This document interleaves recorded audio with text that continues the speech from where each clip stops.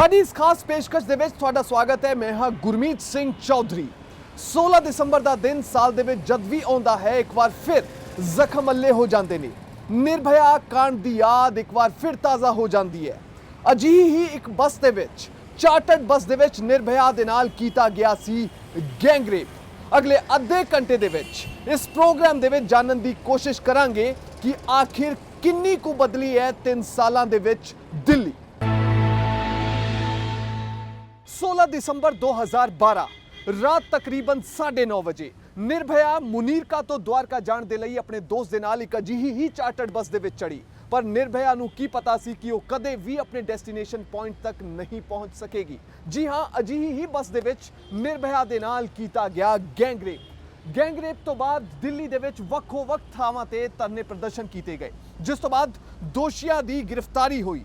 ਇੱਕ ਆਰੋਪੀ ਨੇ ਜੇਲ੍ਹ ਦੇ ਵਿੱਚ ਫਾਹਾ ਲਾ ਕੇ ਖੁਦਕੁਸ਼ੀ ਕਰ ਲਈ। ਪਰ ਸਭ ਤੋਂ ਵੱਡਾ ਸਵਾਲ ਖੜਾ ਹੋਇਆ ਨਾਬਾਲਿਗ ਦੋਸ਼ੀ ਦੀ ਰਿਹਾਈ ਨੂੰ ਲੈ ਕੇ। ਜੀ ਹਾਂ, ਇਹ ਵੀ ਮੰਗ ਕੀਤੀ ਗਈ ਕਿ ਜੁਵੈਨਾਈਲ ਐਕਟ ਦੇ ਵਿੱਚ ਸੋਧ ਕੀਤੀ ਜਾਵੇ ਤਾਂ ਜੋ ਜੁਵੈਨਾਈਲ ਨੂੰ ਨਾਬਾਲਿਗ ਦੋਸ਼ੀ ਨੂੰ ਰਿਹਾ ਨਾ ਕੀਤਾ ਜਾ ਸਕੇ। ਅਤੇ ਇਹਨਾਂ ਸਵਾਲਾਂ ਦੇ ਘੇਰੇ ਦੇ ਵਿੱਚ ਖੁਦ ਸਰਕਾਰ ਵੀ ਆ ਕੇ ਫਸ ਗਈ।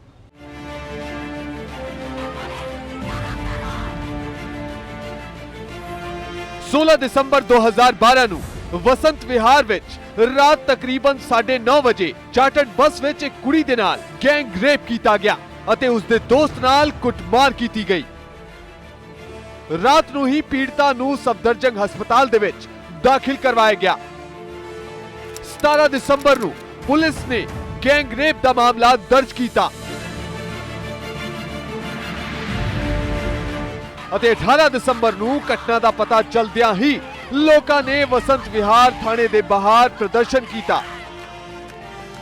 ਪੀੜਤਾ ਦੀ ਹਾਲਤ ਵਿਗੜੀ ਅਤੇ ਉਸ ਦੀਆਂ 2 ਸਰਜਰੀਆਂ ਕਰਵਾਈਆਂ ਗਈਆਂ। ਇਸ ਦੇ ਵਿਚਕਾਰ ਪੁਲਿਸ ਨੇ ਘਟਨਾ ਦੇ ਮੁੱਖ ਆਰੋਪੀ ਰਾਮ ਸਿੰਘ ਨੂੰ ਗ੍ਰਿਫਤਾਰ ਕਰਕੇ ਸਾਕੇਤ ਕੋਰਟ ਵਿੱਚ ਪੇਸ਼ ਕੀਤਾ ਅਤੇ ਉਸ ਦਾ 5 ਦਿਨਾਂ ਰਿਮਾਂਡ ਹਾਸਲ ਕਰ ਲਿਆ।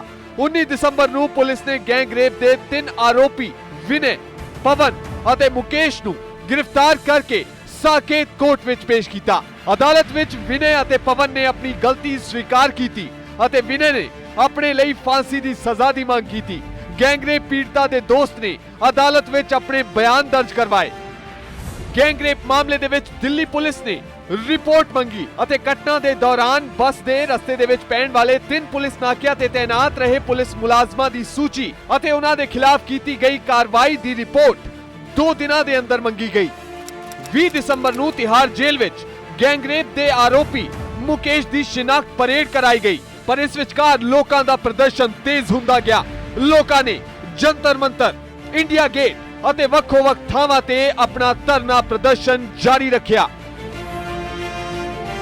21 ਦਸੰਬਰ ਨੂੰ ਦਿੱਲੀ ਹਾਈ ਕੋਰਟ ਵਿੱਚ ਗੈਂਗਰੇਪ ਨੂੰ ਲੈ ਕੇ ਪੁਲਿਸ ਨੇ ਆਪਣੀ ਰਿਪੋਰਟ ਦਾਖਲ ਕੀਤੀ ਅਤੇ 22 ਦਸੰਬਰ ਨੂੰ ਪੀੜਤਾ ਦੀ ਹਾਲਤ ਦੇ ਵਿੱਚ ਸੁਧਾਰ ਹੋਣ ਤੇ ਐਸਡੀਐਮ ਨੇ ਹਸਪਤਾਲ ਵਿੱਚ ਜਾ ਕੇ ਬਿਆਨ ਦਰਜ ਕਰਵਾਏ। ਰਾਸ਼ਟਰਪਤੀ ਭਵਨ ਦਾ ਪ੍ਰਦਰਸ਼ਨਕਾਰੀਆਂ ਨੇ ਘੇਰਾਓ ਕੀਤਾ।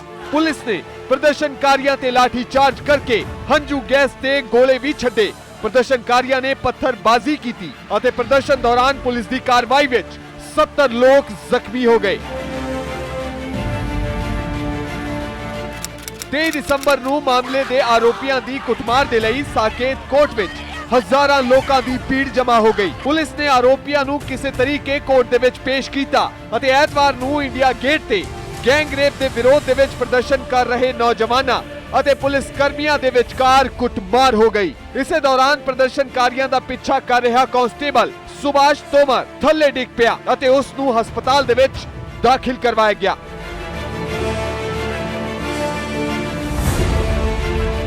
27 ਦਸੰਬਰ ਨੂੰ ਪੀੜਤਾ ਦੀ ਹਾਲਤ ਵਿਗੜਨ ਤੋਂ ਬਾਅਦ ਉਸ ਨੂੰ ਇਲਾਜ ਲਈ ਸਿੰਗਾਪੁਰ ਭੇਜ ਦਿੱਤਾ ਗਿਆ ਅਤੇ 29 ਦਸੰਬਰ ਨੂੰ ਆਈ ਬੁਰੀ ਖਬਰ। ਕਈ ਦਿਨਾਂ ਤੋਂ ਜ਼ਿੰਦਗੀ ਅਤੇ ਮੌਤ ਦੇ ਵਿਚਕਾਰ ਜੂਝ ਰਹੀ ਨਿਰਭਇਆ ਜੀਵਨ ਦੀ ਜੰਗ ਹਾਰ ਗਈ।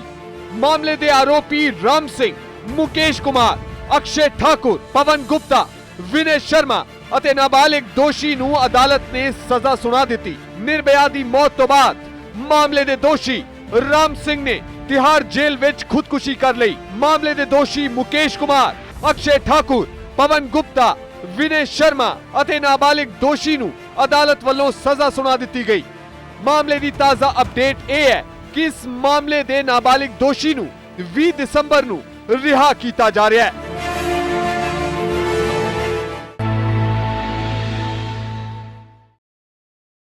हर साल 16 दिसंबर को निर्भया या दामिनी को श्रद्धांजलि दी जाती है और मैं इस वक्त जंतर मंतर के उस चौक पे खड़ा हूं जहां पर एक कार्यक्रम रखा गया है।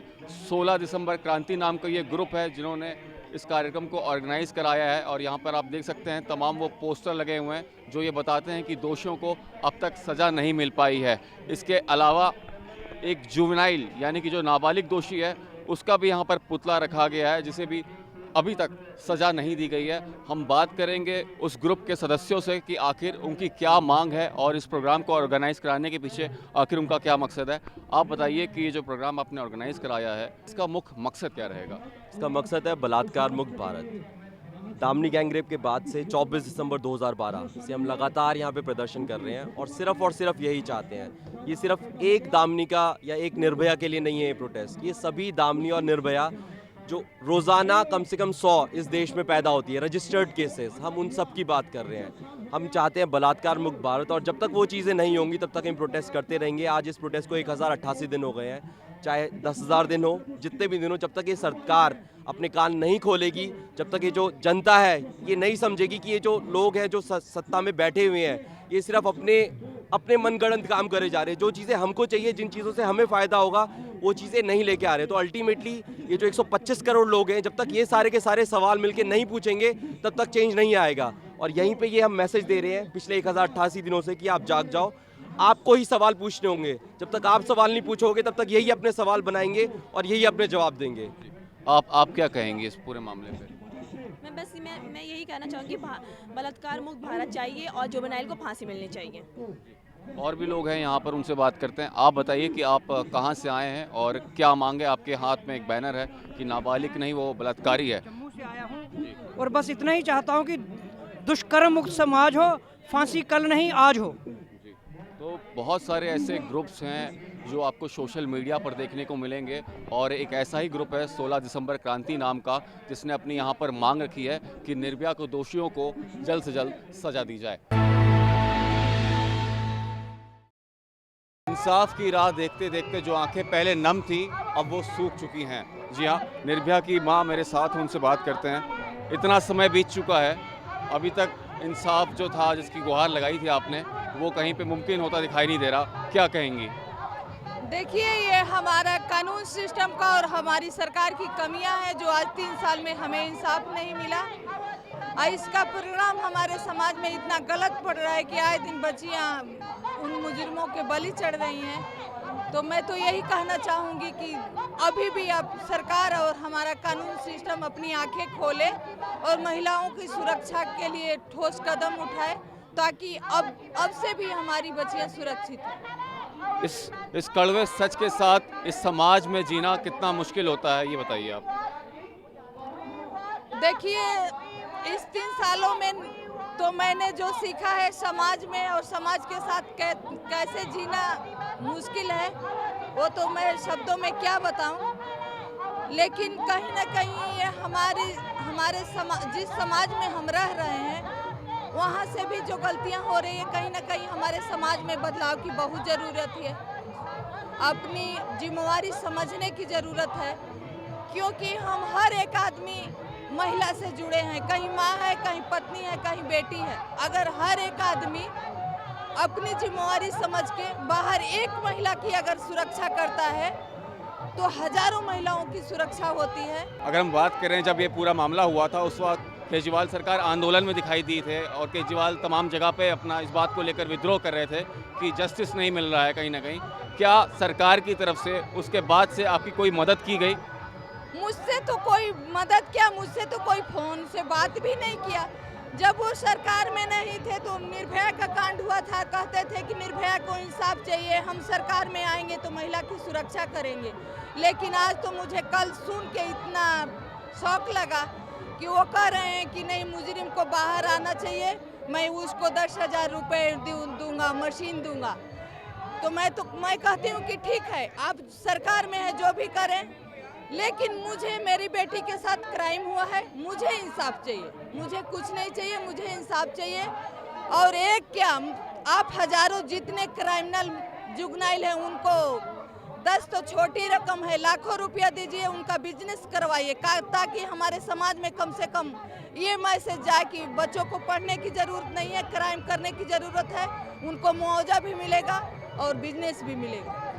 तो कहीं ना कहीं लंबा वक्त बीत चुका है और सरकार अब तक कुछ भी नहीं कर पाई है। इतना समय बीत जाने के बाद भी दोषियों को सज़ा नहीं मिल पाई है और सिस्टम बदलने की बात कही जा रही है। और ये भी बात भी है कि कहीं ना कहीं नाबालिग दोषी को छोड़ना घाव पर नमक छिड़कने से कम नहीं है। यहाँ किसने गारंटी किया कि वो रिफॉर्म्ड है कि नहीं? किसने सर्टिफिकेट दिया? किसने जांचा? किसने माना? तो ये मैसेज नहीं जाना चाहिए कि आपने बहुत गलत किया, जो पूरी आत्मा कांप गई लोगों की, और उस सिचुएशन के अंदर आपकी मानसिकता बदली है या नहीं वो मालूम नहीं है, और आप ये मैसेज दें कि कोई नहीं, आप जुवेनाइल थे, आप रिफॉर्म हुए या नहीं हमने पता नहीं किया, आप बाहर निकले हैं तो आपको बिजनेस एस्टेब्लिश करने देंगे। ये बहुत गलत मैसेज होगा। मुझे लगता है कि ये बहुत जल्दबाजी दिल्ली की सरकार ने इस किस्म की स्टेटमेंट देने की है। ये सेंटिमेंट्स और इमोशन का क्वेश्चन नहीं है, ये सिविलाइजेशन का इशू है। किस तरीके की सभ्यता और समाज आप बना रहे हैं, किस तरीके की अगली पीढ़ी आप तैयार कर रहे हैं।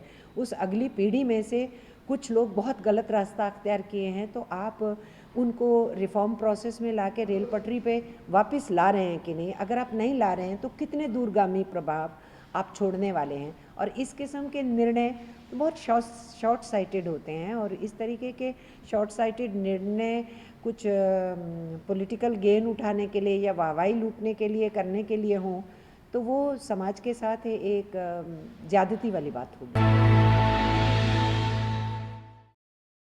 3 साल विच महिलावां दी सुरक्षा दे मद्देनजर किन्नी बदल सकी है दिल्ली, साड़ी एक खास पेशकश लगातार जारी है।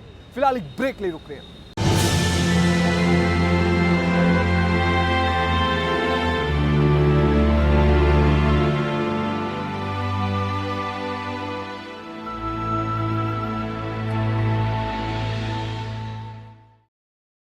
ਦਿੱਲੀ ਦੇ ਵਿੱਚ ਟੀਜ਼ਿੰਗ, ਪੁਲਿਸਿੰਗ ਅਤੇ ਸੀਸੀਟੀਵੀ ਰਾਹੀਂ ਮਹਿਲਾਵਾਂ ਦੀ ਸੁਰੱਖਿਆ ਦੇ ਲਈ ਸਰਕਾਰ ਅਜੇ ਤੱਕ ਕੀ ਕੁਝ ਕਰ ਪਾਈ ਹੈ, ਇਹ ਸਭ ਤੋਂ ਵੱਡਾ ਸਵਾਲ ਹੈ।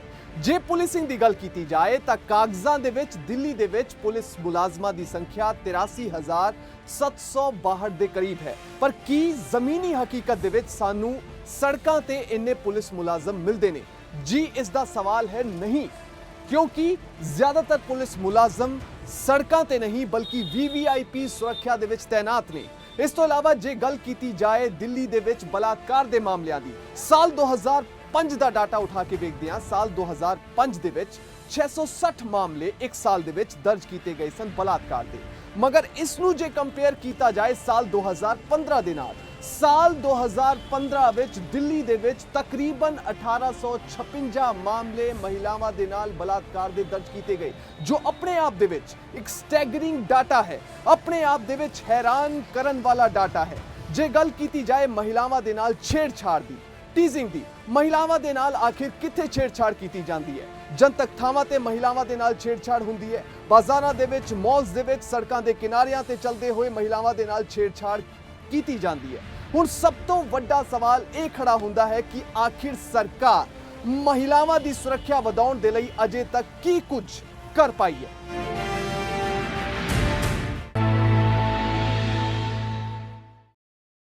साल 2014 जब केंद्र और दिल्ली की सरकार दोनों ही बदल गईं, सुरक्षा को लेकर लंबी फहरिस्त भी तैयार हो गई, पर हालात जो के त्यों हैं।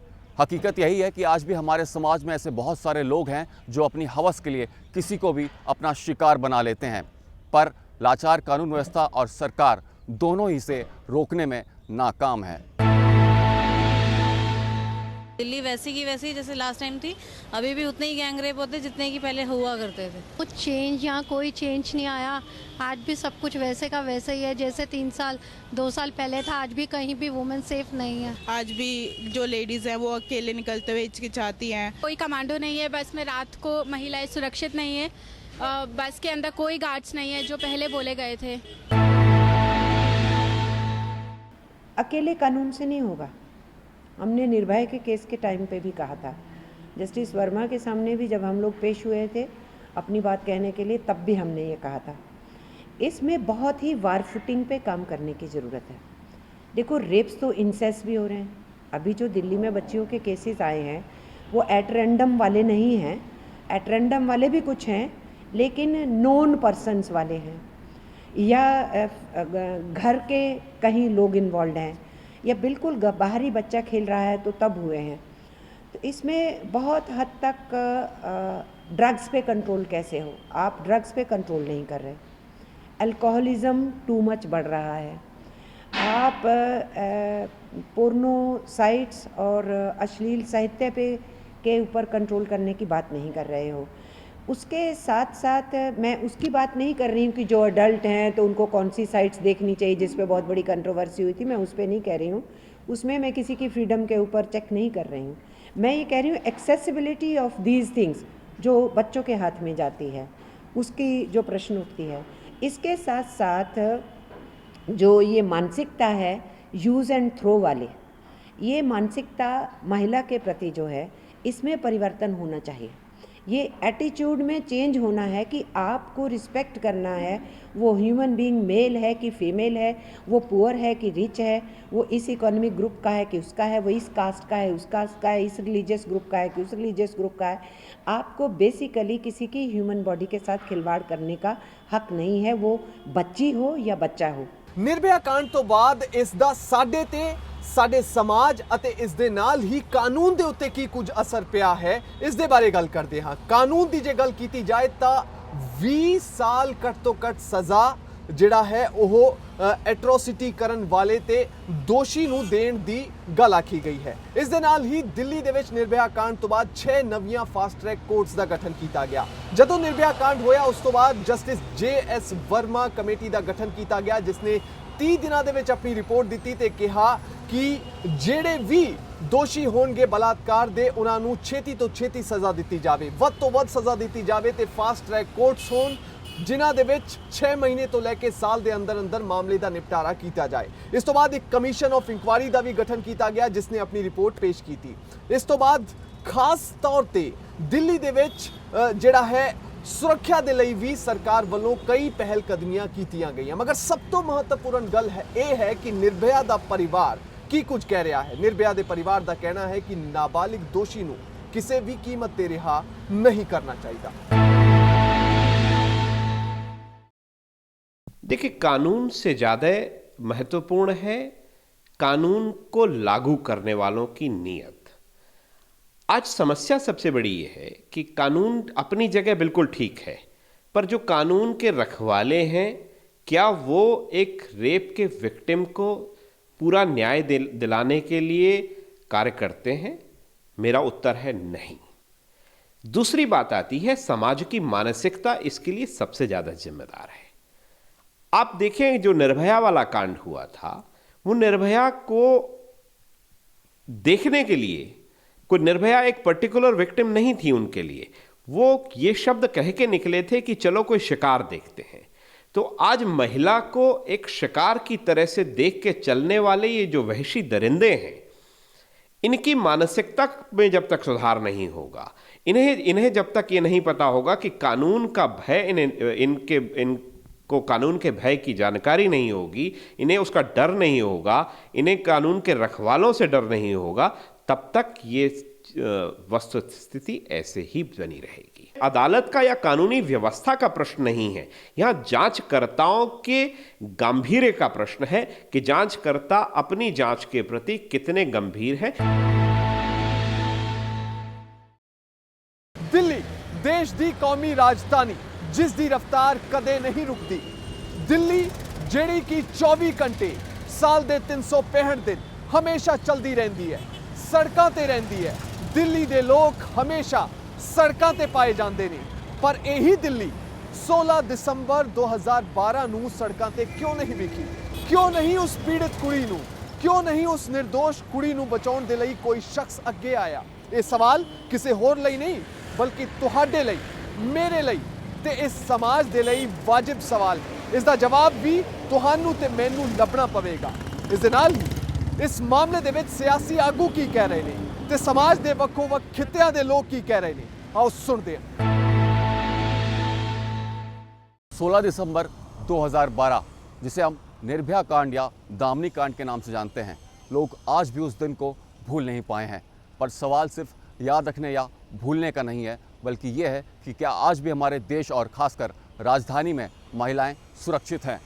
दिल्ली के अंदर पिछले एक हफ्ते के अंदर 3 गैंगरेप की वारदातों को अंजाम दिया है, जिसने राज्य सरकार और केंद्र सरकार के सुरक्षा के तमाम दावों की पोल को खोल के रख दिया है। आपने कहे थे कि बसों में और पब्लिक ट्रांसपोर्ट में जो दिल्ली के तहत आते हैं आप ब्लैक कमांडोज आएंगे, मुझे तो आज तक नहीं, मैं तो अभी भी लेती हूँ, मेट्रो तो मैं अभी भी लेती हूँ, मुझे तो आज तक नहीं दिखा कोई। तो ये बड़े बड़े वायदे और झूठ बोल बोल के मुफ्त चीज़ें बांटने का सपना दिखा के जो सत्ते की कुर्सी पे आ गए हैं, मैं इनसे कहना चाहूँगी ज़रा अपने गिरेबान में झांक के देखिए। आप सिवाय सुर्खियों के विक्टिम कार्ड प्ले करने के और हीरो बनने के आप कोई तीसरा काम कर ही नहीं रहे हैं। आप दिल्ली को चलाइए, ट्विटर अकाउंट को नहीं। आप यहाँ पे दिल्ली के निवासी ने जिसने आपको पूर्ण बहुमत दी है, आप उनके साथ ऐसा विश्वासघात ना करें तो बेहतर है, क्योंकि आधी जनता यहाँ पे महिलाओं की है और उनके साथ बदतमीज़ी, उनके खिलाफ अपराध कम नहीं हुए। हम लोग कुछ तो कर नहीं पाए, सारा कुछ करने के बावजूद भी वो नहीं बची, लेकिन कम से कम ये घटनाएं नहीं हो। कानून में परिवर्तन भी किया गया। मैं जब महिला आयोग में थी, मैंने सेक्सुअल असॉल्ट बिल लाया था और उसके आधार पर ही दूसरा बिल बना, लेकिन आज भी घटनाएं कम नहीं हो रही है। आज भी जैसे 16 दिसंबर की उसकी बार बार रचना होती जा रही है, 3 महीने की बच्ची से लेकर के और 80 साल तक की महिला के साथ बलात्कार हो जा रहे हैं। सरकार भी केवल 16 के आसपास चेतती है, पुलिस प्रशासन भी तभी चेतता है, लेकिन अब तो जैसे 16 दिसंबर को भी भुला दिया गया। हम देख रहे हैं कि लगातार, चाहे वो बॉम्बे मिल केस की बात हो, चाहे निर्भया की बात हो, चाहे आगे और तमाम रेप केसेस में जहां जुवेनल और छोटे लड़के इन्वॉल्व मिले, तो अब इस समय इस बदलते हालात में कहीं ना कहीं जुवेनल जस्टिस एक्ट को रिविज़िट करने की आवश्यकता है और कहीं ना कहीं इस बात को सुनिश्चित करने की आवश्यकता है कि जब ऐसे जघन्य अपराध 18 साल से कम उम्र के बच्चे करते हैं तो उनकी quantum of punishment should be in proportion with the crime committed. बहरहाल की कोई महिला अपने आप नू दिल्ली दियां सड़कां ते शाम या रात नू सुरक्षित महसूस कर पा रही है? इसका जवाब है शायद नहीं ਅਤੇ ਬਿਲਕੁਲ ਨਹੀਂ। ਮਾਵਾਂ, ਭੈਣਾਂ ਅਤੇ ਬੱਚੀਆਂ ਜੇ ਆਪਣੇ ਆਪ ਨੂੰ ਦਿੱਲੀ ਦੀਆਂ ਸੜਕਾਂ ਤੇ ਸੁਰੱਖਿਅਤ ਮਹਿਸੂਸ ਨਹੀਂ ਕਰ ਪਾ ਰਹੀਆਂ ਤਾਂ ਇਸ ਦਾ ਜਵਾਬ ਸਰਕਾਰ ਨੂੰ ਦੇਣਾ ਹੈ। ਇਸ ਦੇ ਨਾਲ ਹੀ ਦੂਜੀ ਗੱਲ ਹੈ, ਸਭ ਤੋਂ ਜ਼ਿਆਦਾ ਸੁਰੱਖਿਆ VVIPs ਦੀ ਸਿਕਿਉਰਿਟੀ ਦੇ ਵਿੱਚ ਲੱਗੀ ਹੋਈ ਹੈ। ਇਸ ਦਾ ਜਵਾਬ VVIPs ਨੂੰ ਦੇਣਾ ਹੋਵੇਗਾ ਕਿ ਕੀ ਦਿੱਲੀ ਵਿੱਚ ਸਮਾਜ ਦੀ ਸੁਰੱਖਿਆ ਜ਼ਿਆਦਾ ਮਹੱਤਵਪੂਰਨ ਹੈ या फिर उन्हां दी सिक्योरिटी ज़्यादा महत्वपूर्ण है, इस बारे उन्होंने सोचना होगा। इस दे नाल ही CCTV तो लैके ईव टीजिंग वर्गे मामलों नूं सरकार नूं सुलझाउणा होगा, नहीं तो ये दिल्ली बेहाल बदहाल ही रहेगी। साडी इस खास पेशकश दे विच फिलहाल इन्ना ही। मैनूं गुरमीत सिंह चौधरी नूं अते मेरे वीडियो जर्नलिस्ट जगदीश नूं दिओ इजाजत ते तुसीं वेखदे रहो PTC न्यूज़।